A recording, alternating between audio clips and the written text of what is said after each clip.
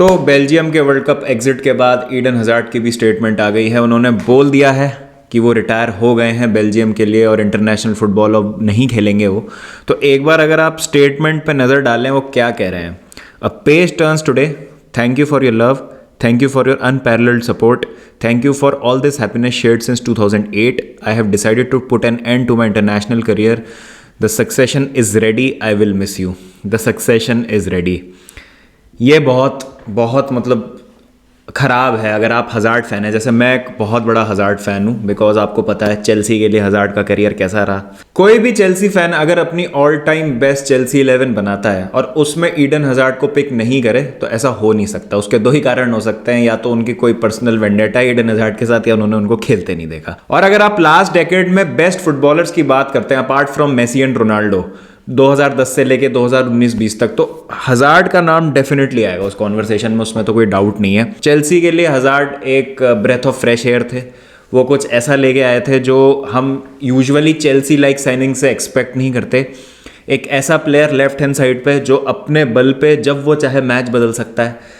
Hazard की जो सबसे ज़्यादा खतरनाक चीज़ थी वो थी उनका एक्सेलरेशन टाइट स्पेसेस में, जिस तरीके से वो अपना बैलेंस मेंटेन करते थे ड्रिबल करते समय बॉल पे, और बहुत ज़्यादा डेडली फिनिशर थे अगर उनको मौका मिलता था गोल के सामने। तो एक बहुत ही अच्छे penalty taker, leader on the pitch, और जब एडन हज़ार्ड के पास बॉल होती थी तो ऐसा लगता था कि कुछ होने वाला है। अब 2019 का जब यूरोपा लीग फाइनल हुआ था उसमें अगर आप पोस्ट मैच में देखें तो एडन हज़ार्ड से बात की गई कि क्या आपका लास्ट मैच है और क्या अब आप छोड़ के जा रहे हैं चेल्सी, तो उन्होंने बोल दिया था हाँ इट्स अ गुड बाय। और उस टाइम किसी भी चेल्सी फैन को मुझे नहीं लगता है कि ख़राब फील करना चाहिए था, बिकॉज हमारा क्लब बहुत एक अनसर्टेन डायरेक्शन में जा रहा था। On the other hand Eden Hazard Real Madrid जा रहे थे, जो कि डेफिनेटली एक स्टेप अप था चेल्सी से, कोई उसमें डाउट ही नहीं है, क्योंकि उन्होंने सब कर लिया था चेल्सी में। अब इंडिविजुअल लेवल पे और क्लब लेवल पे अगर उनको और कुछ अचीव करना है, क्योंकि उस टाइम चेल्सी 2019 का यूरोपा लीग फाइनल जीतने के बाद किसी भी पोजीशन में नहीं थी चैंपियंस लीग जीतने के। अगर आप उस टाइम देखें ट्रांसफ़र बैन लग गया था, सारी छोड़ के जाने वाले थे, एक यंग टीम थी, फ्रैंक लैम्पार्ड को मैनेजर बना रहे थे।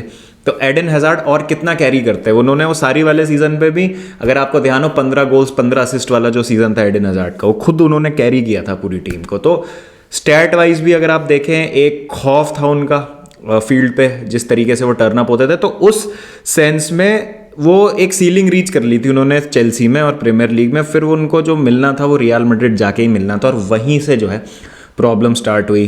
वेट गेन हो गया, इनडिसिप्लिन थोड़ा उनका पर्सनल, फिर उसके बाद इंजरीज इतनी हो गई, और इंजरीज के बाद वो वापस ही नहीं आ पाए, और जब वापस आए तो he was never the same player. Vinicius junior को जब साइन किया गया था ना रियल मैड्रिड में, तो वो बैकअप थे एडन हज़ार्ड का, क्योंकि एडन हज़ार्ड को सक्सेसर समझा जा रहा था क्रिस्टियानो रोनाल्डो का। क्रिस्टियानो रोनाल्डो चले गए थे रियल मैड्रिड से यूवेंटस, वो नंबर 7 शर्ट छोड़ गए थे, तो ये था कि एडन हज़ार्ड आएंगे, अब वो नंबर 7 की जो लेगेसी है, वो जो रोल है उसको अडॉप्ट करेंगे, और लेफ्ट हैंड साइड पे जो रोनाल्डो इतने टाइम तक करते थे रियल मैड्रिड में, वो अब एडन हज़ार्ड करेंगे उनके लिए। लेकिन अनफॉर्चुनेटली वैसा कुछ हुआ नहीं, और ये बहुत ज़्यादा हमने देखा है, कभी कभी होता है कि एक प्लेयर जो एक क्लब में बहुत बड़ा होता है और बहुत उसने अचीव किया होता है, सडनली चेंज ऑफ सीनरी होती है, थोड़ी शायद वर्क एथिक में भी चेंज आ जाता है, एनवायरनमेंट बदलने से वो प्लेयर वैसा नहीं रहता है जैसा वो पहले था।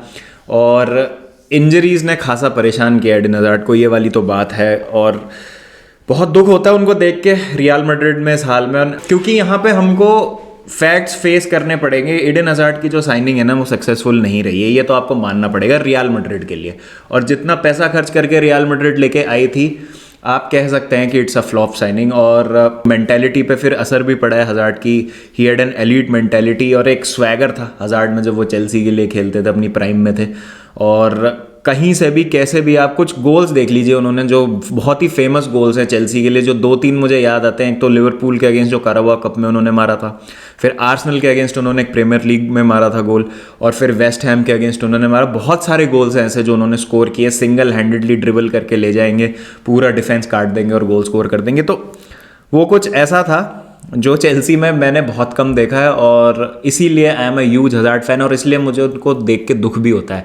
अब यहाँ पर अगर आप स्टेटमेंट पढ़ेंगे ना, the succession is ready. Hazard अभी सिर्फ 31 ईयर्स के हैं, चाहे तो और 4-5 साल खेल सकते हैं, थोड़ा सा फॉर्म में आके अपनी फिटनेस ठीक करके, क्योंकि मुझे लगता नहीं कि बेल्जियम का, ठीक है अभी ट्रोसार्ड वगैरह हैं, अभी ट्रोसार्ड हैं, डोकू हैं, ठीक है अच्छे अच्छे प्लेयर्स आ रहे हैं, लेकिन मुझे लगता है एक लीडरशिप और एक एक्स फैक्टर जो है हज़ार्ड का, वो भी अभी काफ़ी वैल्यूबल हो सकता है इस नेशनल टीम के लिए। लेकिन इससे पता चलता है कि मेंटालिटी बंदे की कितनी क्रम्बल हो चुकी है। उनको लगता है कि वो अब उस लेवल पे परफॉर्म नहीं कर सकते, उस लेवल पर नहीं आ सकते, और शायद वो अब थोड़ा सा क्लब फुटबॉल पे ज़्यादा फोकस करके अपनी फिटनेस को उस लेवल पे लाना चाहेंगे। लेकिन मुझे ये स्टेटमेंट पढ़ के लगता है कि ये बंदा ऐसा है जिसने शायद हार मान ली है और उसको पता है कि वो उस लेवल पे नहीं खेल सकता जिस लेवल पे वो पहले खेला करता था और जो करने के केपेबल था। क्योंकि एक प्लेयर को पता होता है कि उसका क्या चल रहा है, उसकी बॉडी उसका कितना साथ दे रही है, उसकी जो एबिलिटी है वो अभी हैं कि नहीं है, वो किस तरीके से क्लिक कर सकता है फील्ड में, क्या कर सकता है क्या नहीं कर सकता। तो हज़ार्ड को लगता है कि वो नहीं कर सकते कंट्रीब्यूट अब, और इसका जो एक प्रमाण है वो आप इनका रियल मैड्रिड में जो टाइम है वो देख सकते हैं। अगर हम रियल मैड्रिड करियर की बात करें एडेन हज़ार्ड का, तो ये उनका चौथा सीजन है रियल मैड्रिड में, और अभी तक उनके ला लीगा में सिर्फ 4 गोल्स और 5 असिस्ट हैं। और उसमें ऑब्वियसली बहुत बड़ा पार्ट, जैसा मैंने कहा, इंजरीज ने भी प्ले किया, तो वो तो पता ही है हमको, इंजरीज की वजह से उन्होंने मोस्ट ऑफ द चंक तो मिस कर ही दिया है। 4 साल में 50 लीग अपीयरेंसेस भी नहीं है उनकी, तो जब वो फिट भी हैं तो उनको बहुत ज़्यादा यूज़ किया नहीं जा रहा, और वो दिख रहा है। विनीशियस जिस फॉर्म में हैं, फिर रॉड्रिगो हैं, वेलवर्डे आगे खेल लेते हैं, बेंजीमा है, तो ऑब्वियसली हज़ार्ड का लग नहीं रहा है कि इस टीम में अब कोई नंबर बनेगा या चांस लेंगे बहुत ज़्यादा। एंचेलोटी भी उनके साथ, और क्या रियल मैड्रिड उनको रिन्यू करेगी या रोकेगी, वो तो इम्पॉसिबल है। मुझे नहीं लगता है कि ऐसा कुछ होगा। तो देखते हैं क्या होता है, कौन से क्लब में जाते हैं, यहाँ से जो उनका करियर है किस डायरेक्शन में जाता है, वो सब चीज़ें हम देखते हैं। लेकिन दुख हुआ मुझे एडेन हज़ार्ड की ये जो रिटायरमेंट हुई है इंटरनेशनल फुटबॉल से। मुझे लगता था कि अभी भी वो काफ़ी कुछ कंट्रीब्यूट कर सकते हैं, मे बी एक वर्ल्ड कप और वो खेल लेते, बिकॉज जैसा मैंने कहा अभी 31 के 35 तक खेल रहे हैं। जैसे हम देख रहे हैं कई सारे प्लेयर्स अभी तो 40 के आसपास आके भी खेल रहे हैं। तो बेल्जियम में मुझे लगता है उनकी रिक्वायरमेंट थी, लेकिन यहाँ से क्या कमबैक कर पाएंगे, वो मेन चीज़ है कि मेंटालिटी, क्या हज़ार्ड में वो है मेंटालिटी और वो फिटनेस और वो वर्क एथिक होगी जो उनको अलाउ करेगी उनकी बॉडी को फिर से वो शेप में आने में, अपनी एबिलिटीज़ में बिलीव करने में। क्या वो चीज़ में वो सक्षम हो पाएंगे? आपकी क्या राय है इस पूरे मैटर पे, आप मुझे बताएं। मुझे ये वीडियो बनाना था बिकॉज जैसा मैंने कहा मैं हज़ार्ड का एक बहुत बड़ा फ़ैन हूँ, और दुख होता है हज़ार्ड को इस तरीके से देख के, बट यही होता है लाइफ में, कब क्या हो जाए बहुत अनप्रिडिक्टेबल होती है। तो चलिए देखते हैं फिर आगे क्या होता है। तो farewell to Eden Hazard and I hope his career gets back on track. Club career में वो कुछ करें, रियल मैड्रिड के लिए अच्छा खेलें, अच्छा अचीव करें, तो देखने में बहुत ज़्यादा अच्छा लगेगा मुझे। चलिए गाइस, फिर मिलते हैं नेक्स्ट वीडियो के साथ। ध्यान रखिए जब तक अपना, टेक केयर एंड पीस।